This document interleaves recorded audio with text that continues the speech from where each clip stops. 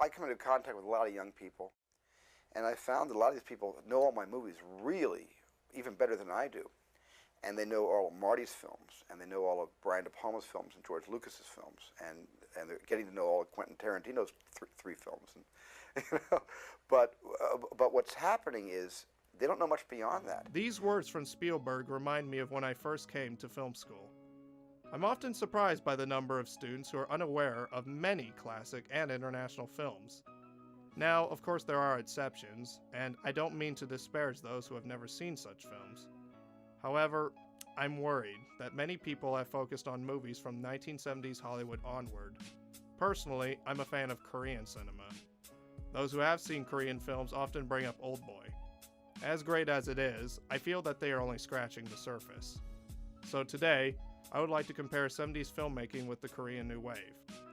South Korea has produced some wonderful films over the years, including Kim Ki-young's The Housemaid. But since the year 2000, South Korea has had a renaissance in the film world.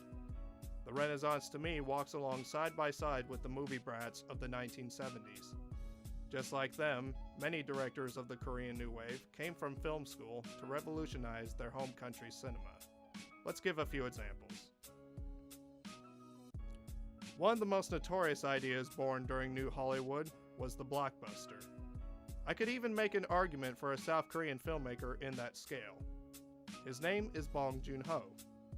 Most people are probably aware of him for his recent films, Snowpiercer and Okja. However, I would like to go back to 2006 to focus on a movie he did called The Host. This may seem unimaginable to some, but this was South Korea's answer to Jaws.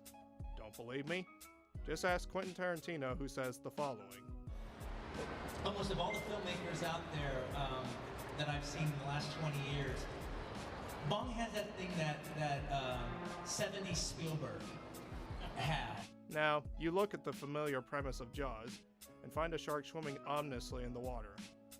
Now, take that idea of a man-eating water dweller and move it to the Han River in Seoul.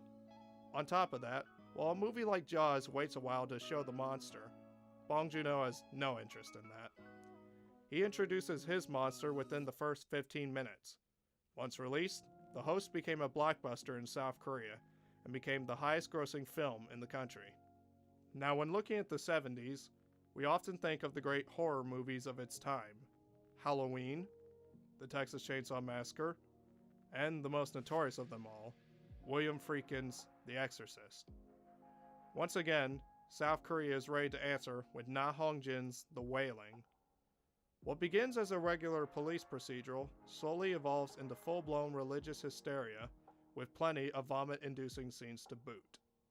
On top of that, while The Exorcist focuses mainly on Catholicism when dealing with demons, The Wailing brings up these questions along with the traditional shamans in South Korea. If you think that Korea is just full of doom and gloom, let me introduce the notion of romance. In particular, Hong Sang-soo. Hong has been described by director Martin Scorsese as the Korean Woody Allen.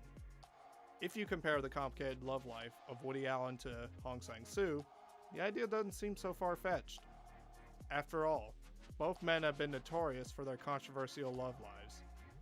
Both men also have certain tropes that have become repetitive for some, but have become distinctive trademarks for the director. Even the French actress Isabelle Huppert has been drawn to the Korean New Wave. She worked with Hong Sang-soo in his film In Another Country.